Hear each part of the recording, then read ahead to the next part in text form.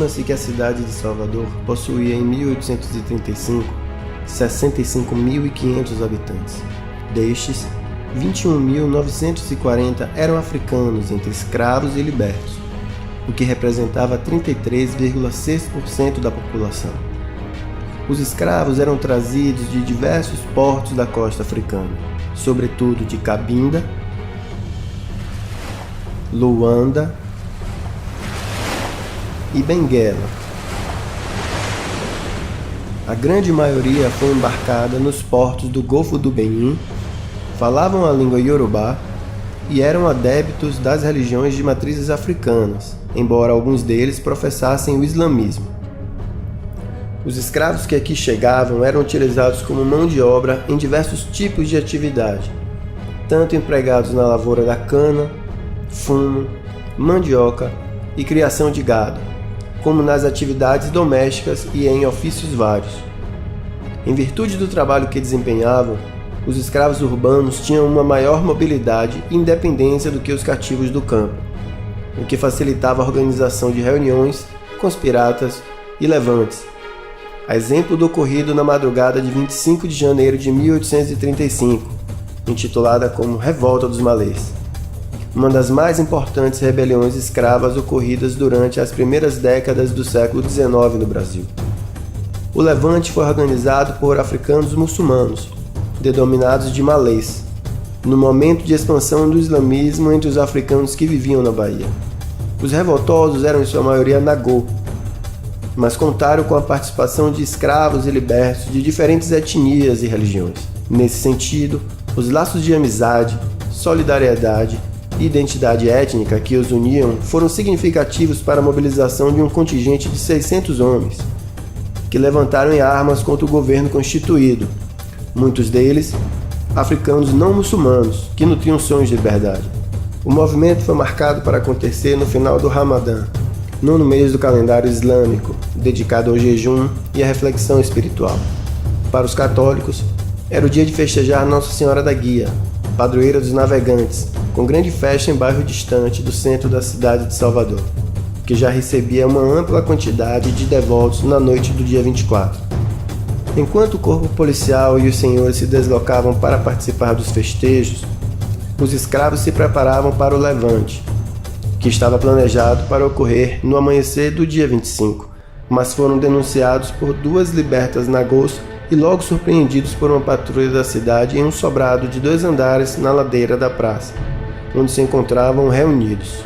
Neste local, houve o primeiro combate entre os rebeldes e as forças de segurança da cidade, o que fez os rebeldes dividirem-se em grupos e seguirem por várias vias da cidade. Boa parte se deslocou para a Câmara de Vereadores da cidade de Salvador, onde se encontrava um dos líderes do movimento, o escravo malê Pacífico Licutã, preso para pagamento de dívida adquirida pelo seu senhor com credores da cidade. Houve confronto dos rebeldes com os carcereiros da prisão e com os seguranças do palácio do governo, o que impediu o resgate de Licutã e deu novo destino aos insurgentes que se dirigiram aos gritos para o bairro da Vitória, na tentativa de despertar outros escravos para o movimento e encontrar um grupo numeroso de malês que residiam ali na casa de seus senhores. No trajeto, pararam no convento das Mercês para se reagruparem, mas logo foram atacados por guardas de uma ronda policial. Sem baixas nesse confronto, os revoltosos seguiram e reuniram-se com outros que vinham da Vitória. Do Campo Grande, foram em direção à freguesia das Mercês, enfrentando os soldados do Forte de São Pedro, que fizeram vários disparos contra eles. Das Mercês, retornaram ao centro da cidade, atacando um posto militar em São Bento. Posteriormente, atacaram um posto militar na rua Joana Angélica e seguiram para o Terreiro de Jesus, onde entraram em confronto com policiais.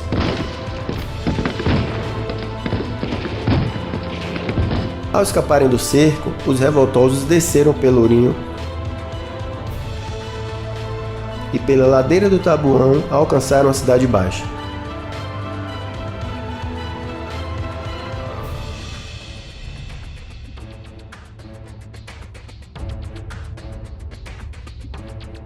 Os rebeldes tentaram fugir em direção ao Cabrito, local em que encontrariam escravos de engenhos vizinhos a Salvador, mas tiveram um embate decisivo contra as forças do governo imperial em frente ao quartel da cavalaria em Água de Meninos, onde os revoltosos foram sobrepujados.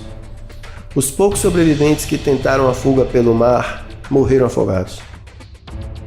Nesses confrontos, mais de 70 insurgentes morreram e foram enterrados sem acompanhamento religioso, numa vala comum, no cemitério do Campo da Pólvora, mesmo que as tradições católicas e islâmicas recomendassem os ritos fúnebres.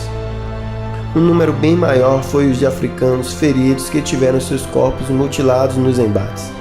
Os insurgentes sobreviventes foram julgados e condenados a diferentes penas que variaram de prisão simples à pena de morte.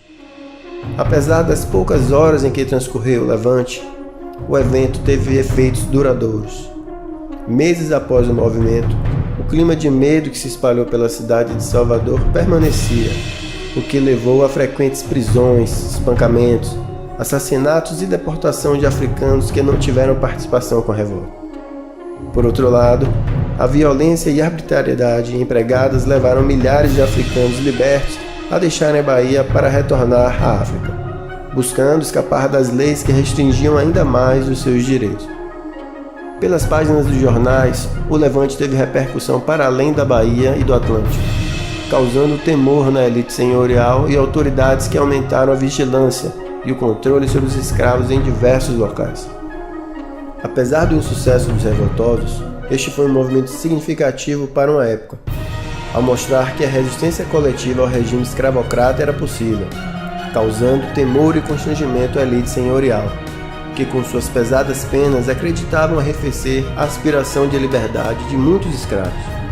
Porém, suas lições de resistência sobreviveram e permanecem alimentando as ações de muitos que lutam por uma sociedade mais justa e igualitária.